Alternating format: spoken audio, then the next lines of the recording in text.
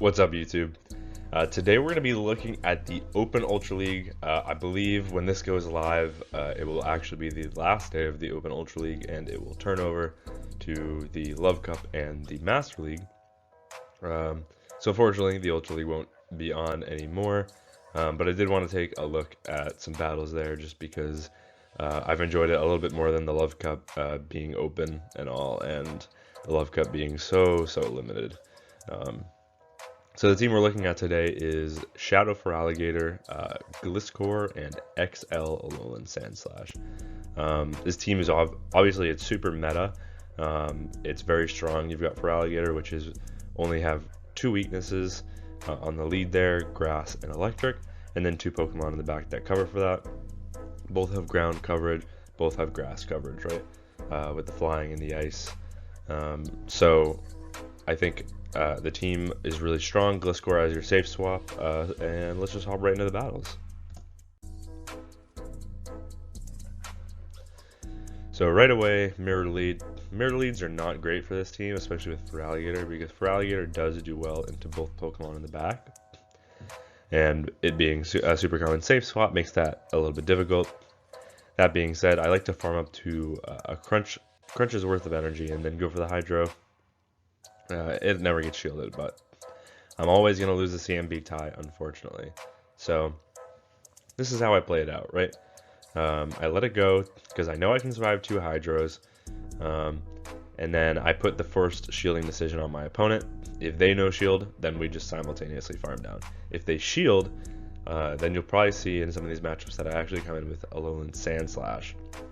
And unfortunately, I let fate decide the alignment there because we both got a simultaneous KO, and it put my SANDSLASH on their Skuntank, which is fortunately for me not running Flamethrower. They're just running Crunch Strawblaze most likely, and I had to call that. And then I put my Gliscor on their Aurorus. So not the alignment we would have liked, but we do need SANDSLASH to sweep here, so we do land a Drill Run. And at this point, that puts them into Ice Punch range, I think. I'm surprised I'm going for the Drill Run here because they're no doubt going to shield that. Yeah, maybe I wasn't sure if it would KO. But at this point, I'm just staying in. And they come in with Aurorus, which is huge because now I can get off this Drill Run. And that does some nice chip. And then I have to go for a Meteor Beam catch. And I go for it. Either my timing was off or I was a little early or whatever, or they held their energy. But one Weather Ball actually doesn't KO, and me staying in and not throwing forces them to throw their energy before I can get to an Earthquake. And at this point, I just farm up right before they make it to their next Weather Ball, because Weather Ball would chip, and I don't want them to put me in range for one move. But the Skuntank isn't too close to a move, so I can get to the Ice Punch, outpace, and SANDSLASH in the back, cleaning up house for the win. One thing about this team, obviously, all three of these Pokemon could be Shadow. Whether you'd want that, I don't know. I definitely think Shadow Feraligatr is the way to go. I think a lot of people find they like the regular Feraligatr, but I like being able to two-shot things like Clefable. So for me, Shadow Feraligatr is the way to go. And then if you want the bulk, then I say usually just go for the non-Shadow for the Gliscor and the SANDSLASH. Anyways, lead matchup. I always try and call the Swift bait because a lot of them like to bait. And I do get some chip off with my own Hydro onto their Feraligatr when they come in and catch my Hydro. So we know that Clefable is still alive in the back there. But we're not really worried about move at this range yet because I think they're only at a Swift. But I will go for the Drill Run just to KO this Feraligatr. And then they are going to come in with a XL Stunfisk, XL Unova Stunfisk. So very cool pick from my opponent. If I had it, I would run it too. I'd give it a try. But I do not. And unfortunately for my opponent, I'm just letting myself get farmed down and go for my super effective coverage moves because I've got a complete wall to their energy here in Gliscor, and that does absolutely nothing. And at this point, I'm shielding up anything from the Clefable, and I'm just going to go for the full farm down. Or not even the full farm down, but they have no shield, so just farming up a tiny bit, getting the Aerial Ace off to KO. And at this point, extremely dominant matchup in the back, and my opponent realizes they no longer have a win con, and they resign the match. Talonflame, this is a good lead. Let's see what they do. They get out into their own Feraligatr. So this is what I do. I chip with a Hydro, because I can outpace by 1 turn, because switching takes 1 turn. And then I come in with SANDSLASH, because I know, especially from a non-shadow Feraligatr, I can very comfortably take a Hydro here. And even though they will outpace to the move at the same time, 2 Hydros don't KO, because they didn't get any Shadow Claw damage on my SANDSLASH. So at this point, I just go for the Drill Run, and it doesn't quite KO, and they do snipe with the Talonflame, so that's actually a pretty nice play by my opponent. Heads up there, which means they can actually outpace now to the first move. We'll shield this up in case they full send the Brave Bird, which they do. At this point, I'm farming up, gonna go for the Hydro right before they get to their next move. And they let it go, and it's a Cobalion in the back. So farming up, going for the Hydro. We grab a shield, and then we one and catch onto the Gliscor. The question is, did we catch a Sacred Sword? We did. That is huge. And at this point, there's no way they're going to bait my Gliscor. Oh, a little bit of lag there. So I am going to shield this up. I don't think they're too close to a move on their Feraligatr. So I felt pretty comfortable doing that. Oh, and they actually make a really nice catch onto the Feraligatr, though. That's a poor timing throw on my part. But at this point, I'm hoping they think that there's no way I'm already at an Earthquake after I threw an Aerial Ace there. But they do shield that up. And unfortunately for my opponent, and fortunately for me, I had basically a Hydro Cannon loaded, and they're not throwing, so I may as well snipe with it. Muk on the lead. This is a pretty interesting matchup because obviously Shadow Claws are resisted and their Poison Jabs are adding up, and we do have 2 better answers in the back, but I do have a feeling my opponent, if they're going to have a Pokemon weak to Poison in the back, or a Pokemon weak to Ground in the front, it's only got 1 weakness, and that's Ground, that they'd have an answer. So I actually came in with my SANDSLASH instead. And these SANDSLAShes, these Shadow Claws plus Ice Punches are actually, yeah, they actually threaten a shield in the Annihilate matchup, even though counters are double super effective. So that's pretty crazy. So we can just come in with the Feraligatr. They're trying to see if they can make it to 2 moves, and I don't think they can, so I'm just going to shield this up in case it's close combat. And it is a close combat, which is nice, because now you get the full farm down, come out with a move loaded, and get off this Hydro on the Muk. And then probably just Shadow Claw down and, yeah, shield this up, see what's in the back. And it is a Trevenant, so they did have an answer to Ground in the back, but unfortunately we have a Ground Flyer. Gliscor is a great core breaker in this meta, and we can take any 1 move here, so 1 Shadow Ball or Seed Bomb won't be enough to KO. It is the Shadow Ball, puts us in the yellow, but they would need 2 moves to even KO. I don't think they're going to be able to get the farm down before I can farm them all the way down with Sand Attacks or even get to another Aerial Ace. And that lets us take that win. Oh, plus the Muk in the back, almost forgot about that one. Into the next match. Yes, really sorry about my voice and yeah, all that. It's just, still sick. Need to get over this shit. So anyways, we have a Tentacruel on the lead in the first match, and unfortunately I didn't switch out right away, which means now they're always going to have energy. And for some reason I decided to make a super effective Scald Catch onto my Gliscor. A little bit strange play.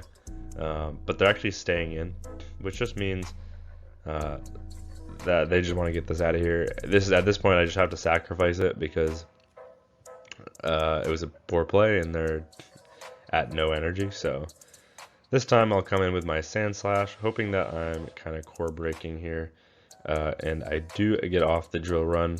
Looks like I did get 1 turn bring in, so it's good that we get off this move first. No, I guess not. It was a CMP tie, so Just going to shield this up because they're not getting out of what is a very terrible matchup. And they have another poison in the back. Okay.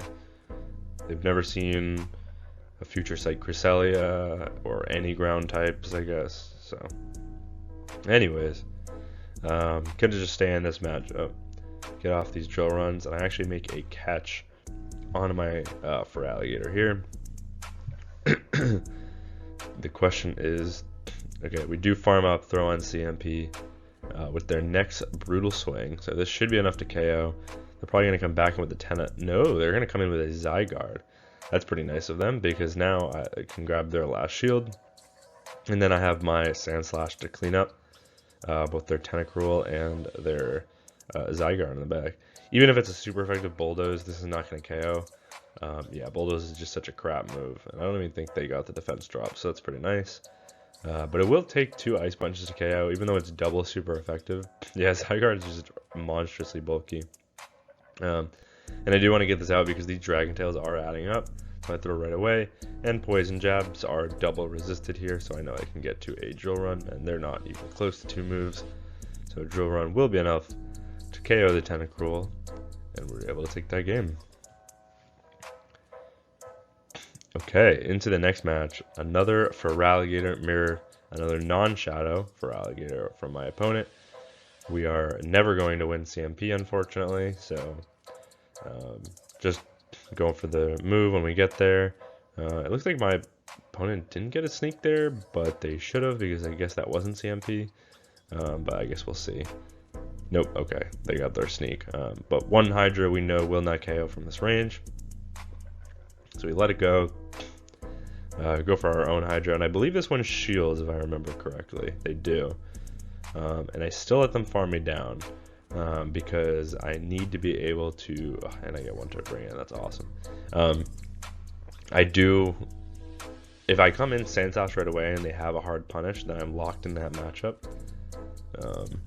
Whereas with Gliscor, I can always swap out and hope that, because they form a pretty decent core of SANDSLASH and Gliscor in the back. So that's why Feraligatr in the lead, you can fight for alignment, or you have 2 better answers in the back. So that's why it's a pretty good team. But my opponent has a Virizion, which is bad for my SANDSLASH, and a Licky. And I've just got Gliscor and a Dream for this matchup. I think I'm going to have to go for like a Body Slam catch onto my SANDSLASH maybe. They're just going for the Body Slam spam, just trying to grab my shields.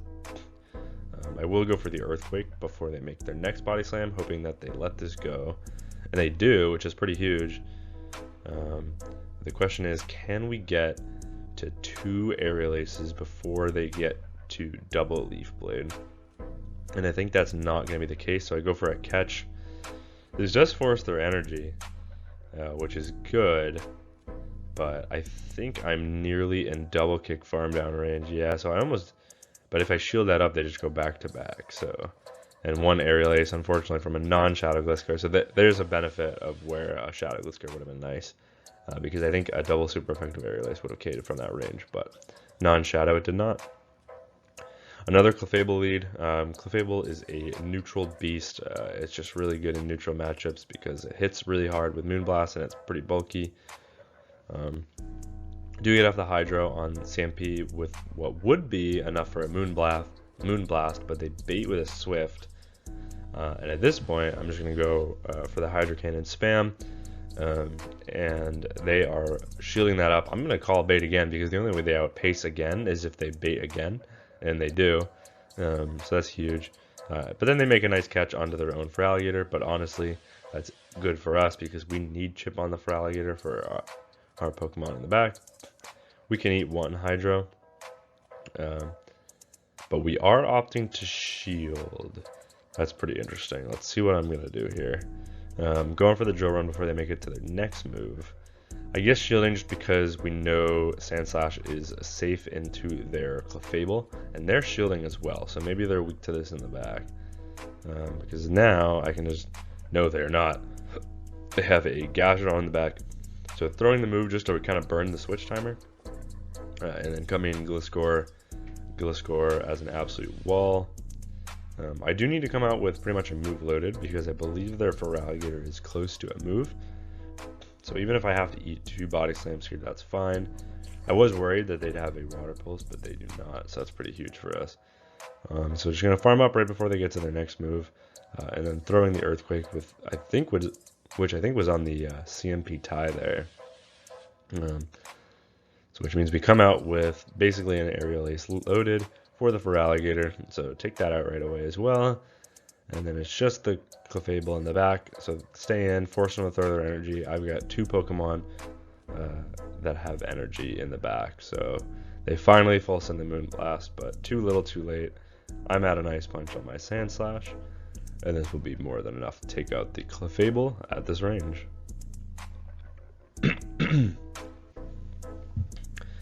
Okay, Bandman Clayton, let's see what you got. Tapu Coco. Okay, so here's our Electric. Gonna get out of this matchup into our Gliscor, and we're met with an XL Rangaroo, so very cool spice from my opponent. A Rangaroo is monstrously bulky in the Ultra League, so I do full send the Earthquake, and they actually shield that up, which is kind of surprising. And then they throw right away, understanding that in order to boost these confusions, going for the Trailblaze right away makes sense. And they actually don't throw a Brutal Swing to even threaten a shield or a knockout there, so I'm just going to go for another Earthquake.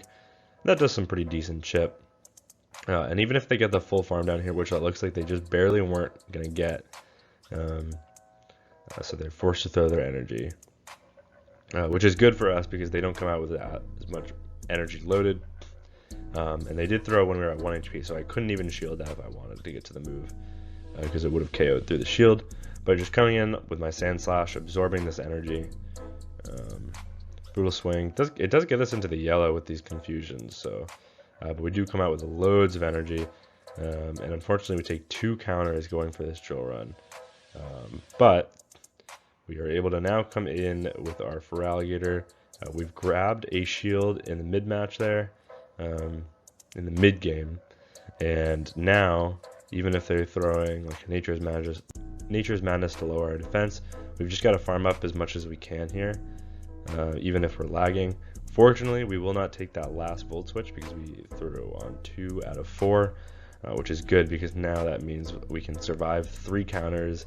Super effective Shadow Claws plus the Hydro will be enough to KO, and we also had a move loaded on the Sandslash just in case it did not. So able to grab that win. Okay, into the last match of the video, we've got XL Weezing here on the lead. They go for a Hydro Cannon catch, unsuccessful, but I need to throw my energy anyways because I don't have a good answer to this in the back. And at this point, I may as well stay in because I have Gliscor and Sandslash on the back that would much rather see the Weezing. Probably Gliscor at best because they could be running Overheat, which would be double super effective on the Sandslash.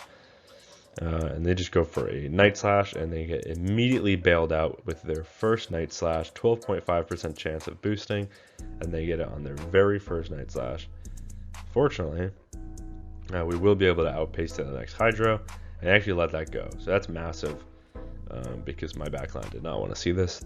And they're still going to be forced to throw energy, so I actually switch into my Gliscor, force them to throw that energy, and they do full send the Overheat, so they do show that they have the Overheat, but then they come in with a Gastrodon, so I think they probably should have just stayed in that matchup, because this is an even worse matchup, unless their Gastro is running Water Pulse, which is possible, but I'm going to no shield like they don't have it, because I'm going to force them to throw this energy.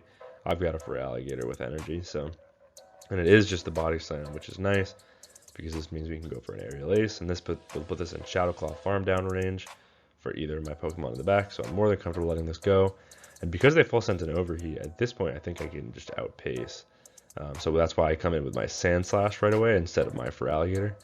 The only problem here is if they bait or Brutal Swing, they might be able to make it to the Overheat before I'm able to get to 2 drill runs. So I do no shield on the off chance they bait. Unfortunately for me, they don't. But now I've grabbed the shield, so I can just outpace to the Hydro, and this will be enough to KO. And then it's just the Gastrodon at like 1 HP in the back, so Shadow Claw versus Mud Slap, and Shadow Claw takes the win. So yeah, that is the Open Ultra League with Shadow Shadow, oh my god, I can't speak. Shadow Feraligatr, Jesus. Non-Shadow Gliscor and non-Shadow Alolan Sandslash XL. Obviously, like I said, great coverage. I really like the concept of having double ground in the back, just because there are so many poisons in the meta. And a lot of teams are weak to that steel typing on Sandslash, or its coverage. Like, its coverage is so good. You saw there's a lot of Zygardes and a lot of poisons, and it has coverage into both those. And being able to, excuse me, hit both of those for super effective damage, double super effective damage, hell, is just, I mean, it's a godsend. And then just a great pair with those two Pokemon in the front. So yeah, thank you all very much for watching, and until next time, peace.